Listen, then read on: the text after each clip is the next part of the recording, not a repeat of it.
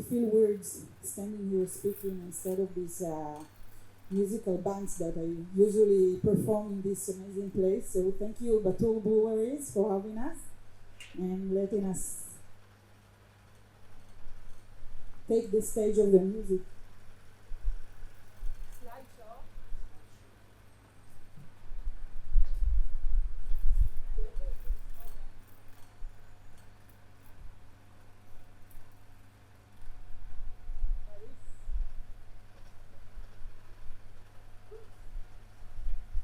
Okay, so all right.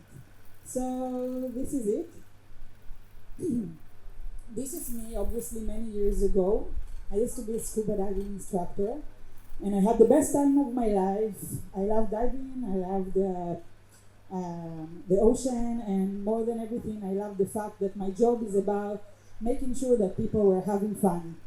And I always had this dream of someday starting a hostel on some magical beach and spending my life making sure people were having fun. But then I grew up, and naturally I became a lawyer, which obviously made my dad very happy, but I'm not so sure about myself. Then one day, as luck would have it, I joined my mom. She is a photographer, and she was making a short doco about the fisherman village of Jisr Azalka, perhaps the most poor, neglected Muslim Arab town in the center of Israel that is mostly known for its unfulfilled potential. And we went sailing with Musa, the fisherman. This is him. And suddenly I felt home again. I felt alive. And I thought, what happened to the girl I used to be? How did she go from living on a boat to living in an office? From making sure people were having fun to making sure they would go to jail.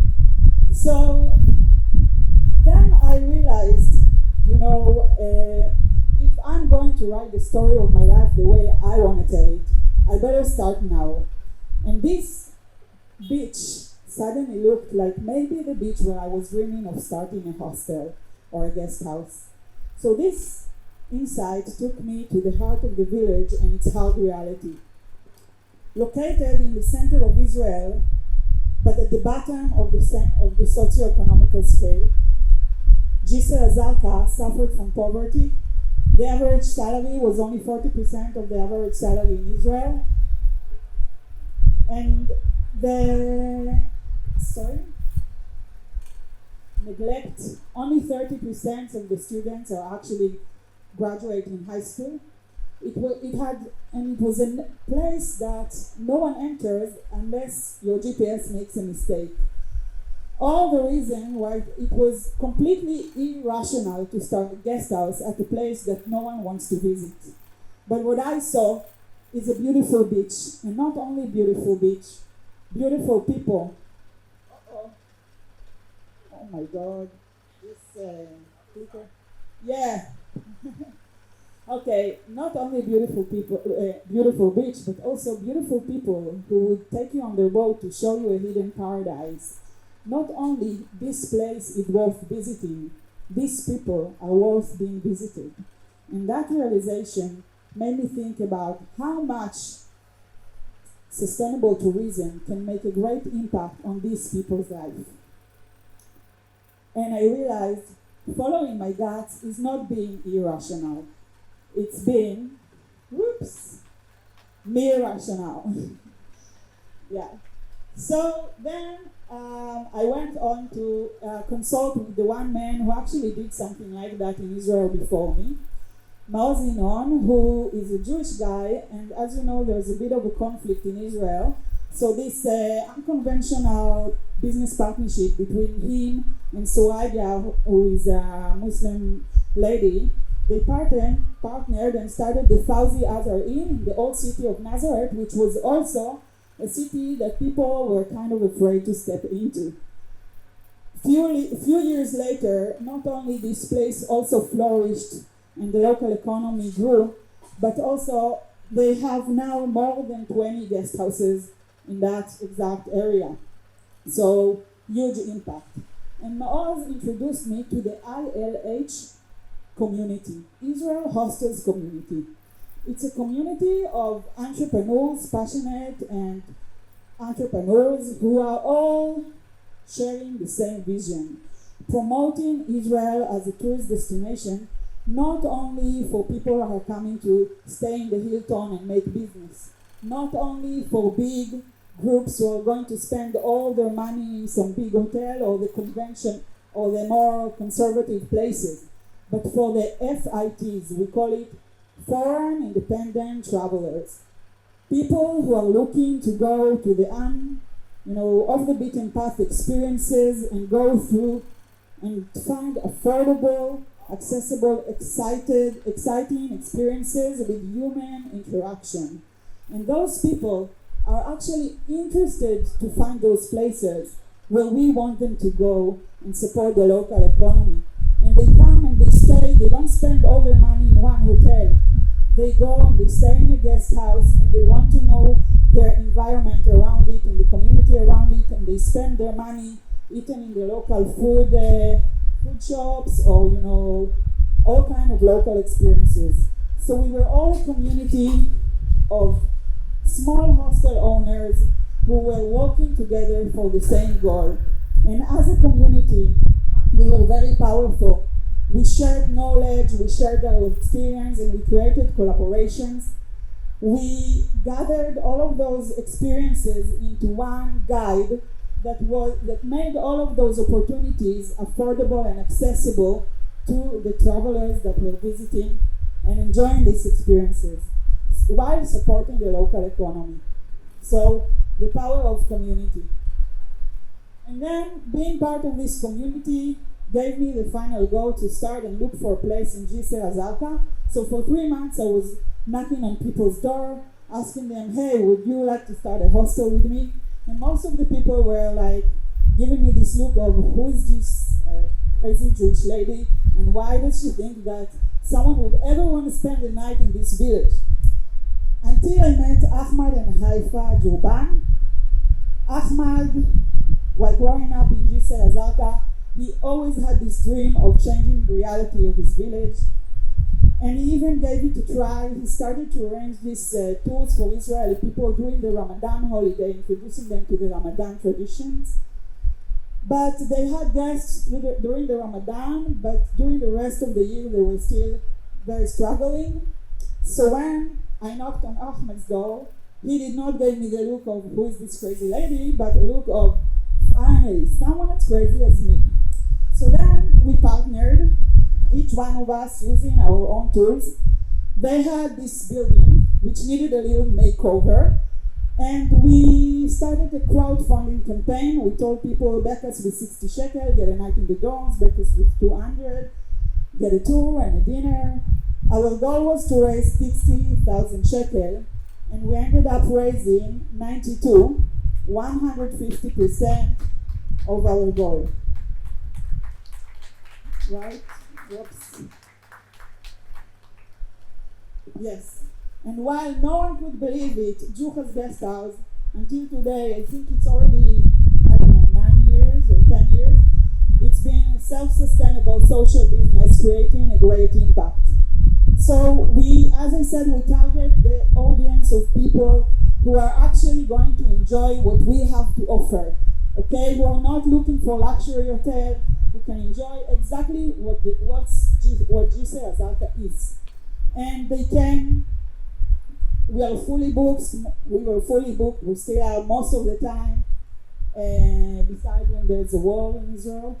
And we engage volunteers from all over the world. Sorry. Yes, so we created a huge impact. There was 2,000% increase in overnight guests in the village, 650% increase in daily guests in the village, and 1,000% increase in money spent by tourists in the village and the local businesses. We engaged volunteers from all over the world who came, enjoyed the place, and volunteered in our program. So this is Dana from New York, and she created those small wooden English signs for tourists to know what's in there in this small shop. And we also mapped all the small businesses in the village. Oops. And remember, we also used the volunteer to teach the local businesses how to use tools that helped us, such as social media. So, for example, Musa, the fisherman from the boat, he now has a popular restaurant, an English menu, and a Facebook page. So he's doing well. And we started a youth program, Young Leaders, where we taught English to empower youth, and we turned them into tour guides. They actually guided tours for youth from Israel and the world, created connections, and they got to know each other, and it was serving as a bridge between Jisr Azalka to the world again. This is Mahmoud on the left. He wasn't speaking any word English when he joined the Young Leaders program. And 1 year later, he was guiding a tour. 2 years later, he graduated high school successfully. And you won't believe it, but lately, he just graduated med school in Europe. So, and we started the Zalka Gallery that is providing vocational training to the local women, helping them translate their crafts and cooking into small businesses. So these ladies, this is the mayor here, and actually talking about the government and the local authority, this guy did not support that in the beginning. Conference of Hostel World, because this story and this example became a role model of how a small business that is doing good can create a huge impact on its environment. And we never forget our community. So since then also the Jesus Trail became a world-known attraction. And as I said, now I was asked to also talk about the potential I see in Lagos or Nigeria and how it relates to what I just talked about. So as I said, it's all about community. And the community I see making this happen for Nigeria is actually, some of you are sitting right here. You know, I just needed to take a tour through Akintunde's Instagram page. And you know, people like him who start hostels and use this platform for all kind of social impact initiatives, such as the swimming suit that you did, such as this art show that you did on the beach, such as Right on the Beach, such as supporting a local school in this community, and you are engaging foreign people in the local experiences. And this point of no return hike, it's exactly like the Jesus Trail, and it has to the potential to become as popular as the Jesus Trail is. So I see also people like Aderemi, my friend who is from the Iwaya and Nir Makoko community, who is an artist and is initiating the, Biennale, an art Biennale every year inside the Iwaya community neighborhood. So he's taking people around his neighborhood, showing us art and in the galleries, in the streets. These are experiences that some people will be very happy to know about and go through. And he's not forgetting to take us to this small business of this young entrepreneur who is making his own pound beer or pound wine. And this was an unforgettable experience for us. So what I'm saying is, and there's also Mofu from Epe, who is taking us through with his canoe in the water. Oops. Right? And there's also John, who grew up actually in Takwa Bay, and is using and he has a house there, and he's using the platform to help the youth at the beach, raising funds to buy them surfboards and creating all this surfing activity, which can also become an activity for visitors or for volunteers. So we have everything we need just here, right? The music scene of Lagos. So we have everything we need. You just need to gather and craft the experience. Go sit together. How can all of you together can make 2 weeks great experience for an independent traveler, affordable experience, interesting human experience. That's it. Yes, there are some obstacles in the way, but don't wait for anyone to help you. Just go and do it. And you need to gather all of those people who are thinking irrationally and become a community. Right. Oops. Yes. And this approach helped us to turn Jisr Azaka from being a lonely village to being an entire chapter in the Lonely Planet. So you are next. And I just want to say one last thing about I wouldn't expect the government to help me at the beginning, but in Nigeria specifically, there's one thing they really need to do, and is to make the visa process to Nigeria easier, cheaper. Like it's a real barrier for people to come here. Other than that, I think it's about us creating experiences that are worth going through. That's it. Good luck. Bye.